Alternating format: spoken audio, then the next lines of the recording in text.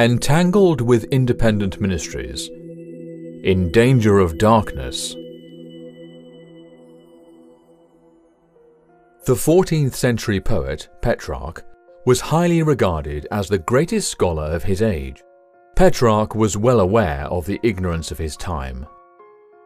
People today refer to his era as the Dark Ages because of a strangely prophetic statement from his writings. He observed, "My fate is to live among varied and confusing storms. But for you perhaps, if, as I hope and wish, you will live long after me, there will follow a better age. This sleep of forgetfulness will not last forever. When the darkness has been dispersed, our descendants can come again in the former pure radiance." The world today is a time of unprecedented light. Gabriel's promise to Daniel that knowledge would be increased has been fulfilled. With increased light, however, comes increased danger. People become complacent and confident in what they know. They quit hungering and studying for more. This state of spiritual laziness is perfectly described in the warning to the Laodiceans. "I will spew thee out of my mouth, because thou sayest, I am rich, and increased with goods, and have need of nothing, and knowest not that thou art wretched, and miserable, and poor, and blind, and naked." The arrogant assumption that one already knows all the truths necessary for salvation is the absolute worst spiritual darkness into which anyone can fall. This belief leads to another that is even more dangerous. This is the notion that, since one already knows all the light needed for salvation, any new light is by default wrong. It is this spiritual arrogance that puts the last generation at such risk. It is a fact that we have the truth, and we must hold with tenacity to the positions that cannot be shaken, but we must not look with suspicion upon any new light which Yah may send and say, "Really, we cannot see that we need any more light than the old truth which we have hitherto received, and in which we are settled." While we hold to this position, the testimony of the true witness applies to our cases its rebuke, "And knowest not that thou art wretched, and miserable, and poor, and blind, and naked."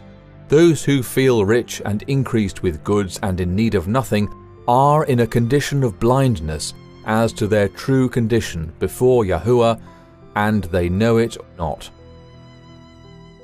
As the churches have become more worldly and failed to advance in the truth, heaven has entrusted increased light to many different individuals who, in turn, have worked hard to share what they have been given.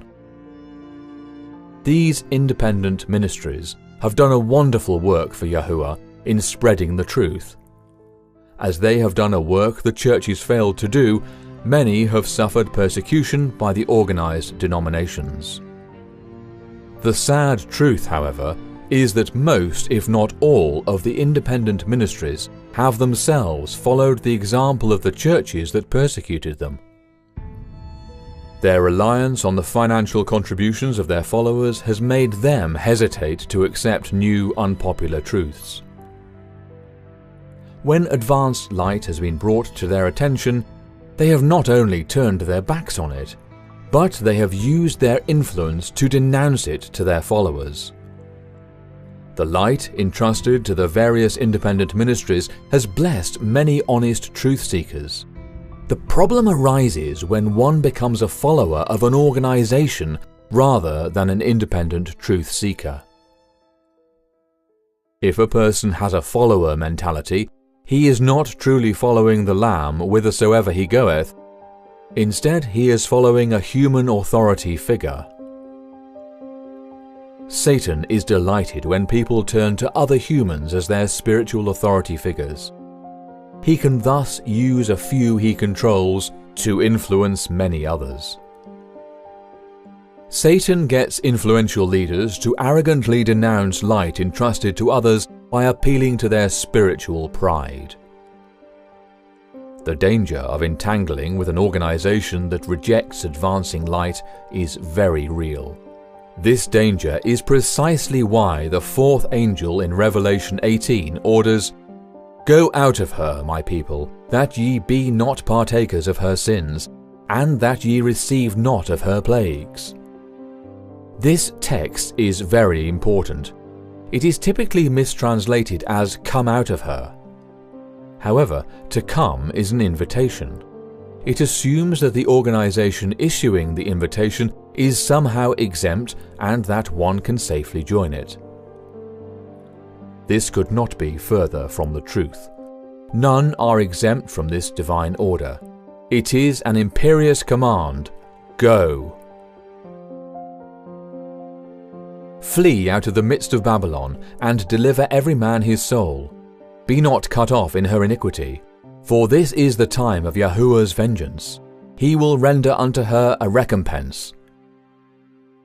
A person who, in the past, has gained precious light from a church, group, or independent ministry is at risk of becoming entangled through a sense of loyalty or affection.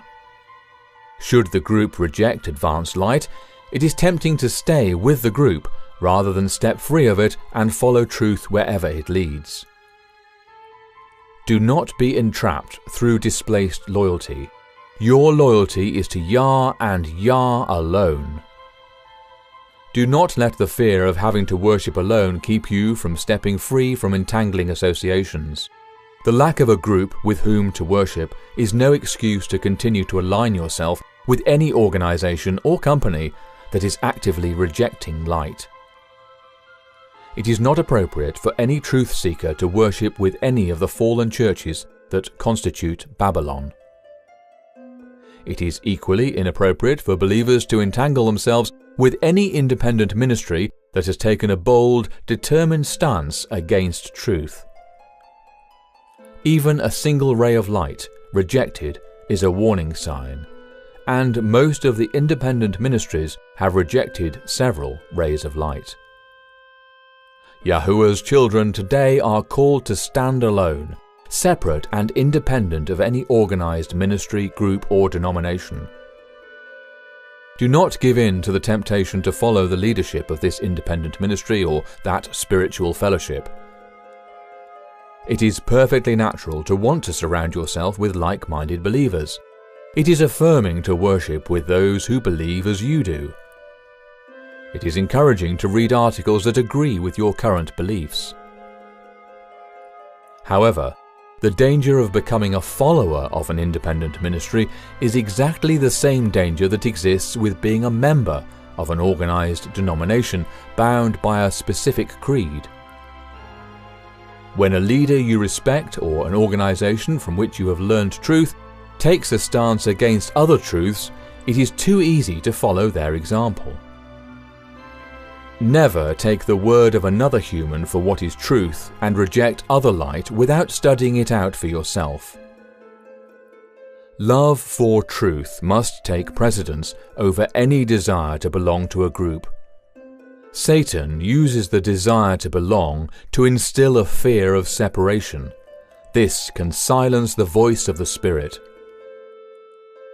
The very nature of a group creates an us versus them dynamic. Members are taught to accept the beliefs of the majority. Worse still, they are taught to not question. Established organizations, whether they are churches or independent ministries, actively discourage truth-seeking that advances beyond their statement of beliefs.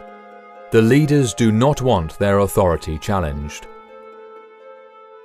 Religious leaders frequently seek to keep advanced light away from their followers because they fear loss of influence. This was graphically portrayed in a vision to Ellen White. I saw a number of companies that seemed to be bound together by cords. Many in these companies were in total darkness. Their eyes were directed downward to the earth, and there seemed to be no connection between them and Yahushua. But scattered through these different companies were persons whose countenances looked light and whose eyes were raised to heaven. Beams of light from Yahushua, like rays from the sun, were imparted to them. an angel bade me look carefully, and I saw an angel watching over every one of those who had a ray of light, while evil angels surrounded those who were in darkness. I heard the voice of an angel cry, "Fear Yahuwah, and give glory to him, for the hour of his judgment is come." A glorious light then rested down upon these companies, to enlighten all who would receive it. Some of those who were in darkness received the light and rejoiced. Others resisted the light from heaven, saying that it was sent to lead them astray. The light passed away from them, and they were left in darkness. Those who had received the light from Yahushua joyfully cherished the increase of precious light which was shed upon them. Their faces beamed with holy joy, while their gaze was directed upward to Yahushua with intense interest, and their voices were heard in the harmony with the voice of the angel, "Fear Yahuwah, and give glory to him, for the hour of his judgment is come." As they raised this cry, I saw those who were in darkness thrusting them with side and with shoulder. Then many who cherished the sacred light broke the cords which confined them and stood out, separated from those companies. As they were doing this, men belonging to the different companies and revered by them passed through, some with pleasing words, and others with wrathful looks and threatening gestures, and fastening the cords which were weakening. These men were constantly saying, "Yahuwah is with us. We stand in the light. We have the truth." I inquired who these men were, and was told that they were ministers and leading men who had rejected the light themselves and were unwilling that others should receive it. Then I heard a voice saying to those who had been pushed and derided, "Come out from among them, and touch not the unclean." In obedience to this voice, a large number broke the cords which bound them, and leaving the companies that were in darkness, joined those who had previously gained their freedom, and joyfully united their voices with them. I heard the voice of earnest, agonizing prayer from a few who still remained with the companies that were in darkness. The ministers and leading men were passing around in these different companies, fastening the cords more firmly. But still I heard this voice of earnest prayer. Then I saw those who had been praying reach out their hands for help toward the united company who were free, rejoicing in Yahuwah. The answer from them, as they earnestly looked to heaven and pointed upward, was, "Come out from among them and be separate." I saw individuals struggling for freedom, and at last they broke the cords that bound them. They resisted the efforts which were made to fasten the cords tighter, and refused to heed the repeated assertions, "Yahuwah is with us. We have the truth with us." Persons were continually leaving the companies that were in darkness and joining the free company, who appeared to be in an open field raised above the earth. Their gaze was directed upward. The glory of Yah rested upon them, and they joyfully shouted his praise. They were closely united and seemed to be wrapped in the light of heaven. Around this company were some who came under the influence of the light, but who were not particularly united to the company. All who cherished the light shed upon them were gazing upward with intense interest, and Yahushua looked upon them with sweet approbation. Those who persist in questioning are frequently shunned. If shunning does not force compliance, eventually they are expelled from the group. Conformance is thus enforced through emotional blackmail. If you have been expelled from a group, do not be discouraged. Certainly, you can continue to pray for friends and loved ones still deceived, but all of Yahuwah's heroes, all the spiritual giants of the past, have been called to stand alone. John the Baptist was a man of the solitudes and wastes of the desert. Alone he heard the Spirit speaking to his own soul, preparing him for a great work as the forerunner of the Messiah. John Bunyan spent 12 years in the Bedford County Jail for refusing to stay silent on the light given him. But during those 12 years, the Spirit of Yahuwah inspired him to write Pilgrim's Progress, a work containing deep spiritual truths that have blessed many in the centuries since he scratched it out in his cold stone cell. Martin Luther, likewise, was called to stand before priests and prelates, entrusted with a truth that would set free the souls of multitudes. Following truth is a very solitary walk. When called to stand alone, do not shrink back. Count yourself honored of heaven. Use the time alone to grow still closer and closer to the source of all light and truth.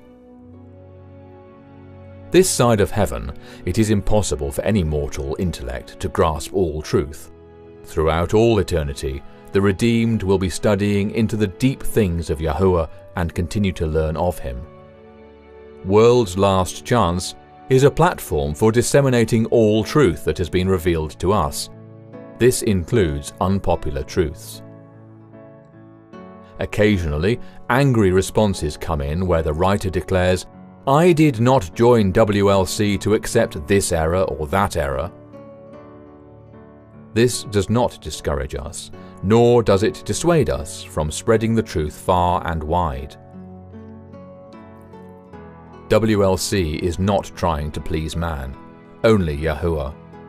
Once light has been revealed to our understanding, we will disseminate it as far and wide as Yahuwah gives us the ability to do. Heaven today is commanding all to separate from every organization that does not accept all light. Wherefore come out from among them, and be ye separate, saith Yahuwah, and touch not the unclean thing, and I will receive you. There are fewer things more unclean than a spiritual pride that boasts in what one knows, but refuses to acknowledge any additional light. When we acknowledge that the true witness knows our condition better than we ever could, he will give us his righteousness to cover our nakedness, his purity for our sinfulness, and the heavenly gold of faith. Then will be fulfilled his precious promise. Behold, the days come, saith Yahuwah, that I will make a new covenant with the house of Israel and with the house of Judah. Not according to the covenant that I made with their fathers, but this shall be the covenant that I will make with the house of Israel. After those days, saith Yahuwah, I will put my law in their inward parts, and write it in their hearts, and I will be their El, and they shall be my people. And they shall teach no more every man his neighbor, and every man his brother, saying, Know Yahuwah, for they shall all know me, from the least of them unto the greatest of them, saith Yahuwah. For I will forgive their iniquity, and I will remember their sin no more.